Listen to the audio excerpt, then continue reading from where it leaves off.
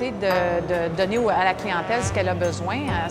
Ils nous ont dit que le site actuel, qui est très vieux, qu'on a essayé d'arranger le mieux possible, mais ils nous ont dit que l'information était difficile à trouver, qu'ils cherchaient beaucoup, que ce qu'ils voulaient n'était pas facilement accessible. Le site actuel de la STM a été programmé en 96 et a été mis en ligne en 97, donc la technologie est maintenant désuète.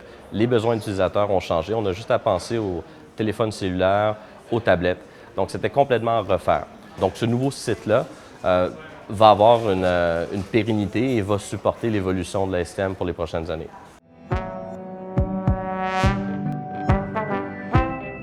Les clients sont partie prenante du projet, que ce soit au niveau de l'idéation, de la conception et de la production.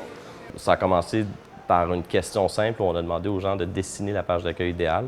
La majorité des gens ont dessiné une carte. La carte se retrouve au cœur du nouveau site. Lorsqu'on a bien défini les tâches puis priorisé les fonctions, on a fait un tri de carte. Un tri de carte, en gros, c'est de prendre toutes les informations sur le site sous forme de carte, puis sous forme de tâches. Puis on a demandé aux gens de les classer. À chaque fois qu'on franchissait une étape critique, que ce soit les maquettes fonctionnelles, que ce soit le design, on allait vérifier auprès des clients en faisant des tests pour savoir si on était sur la bonne voie.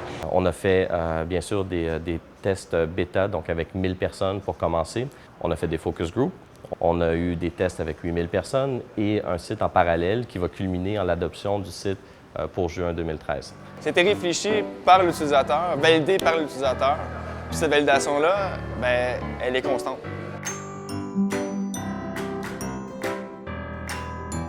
Le point fort le plus important pour le nouveau site de la STM, c'est qu'il a été conçu non pas comme un site informatif, mais un site qui permet de répondre aux besoins des utilisateurs. On a mis tout de suite à l'avant-plan ce pourquoi ils viennent sur le site. Donc, comme ils le voient tout de suite, on se rend compte qu'ils n'ont pas de difficulté à trouver leur information. C'était un des objectifs premiers, puis il semble qu'on l'ait atteint.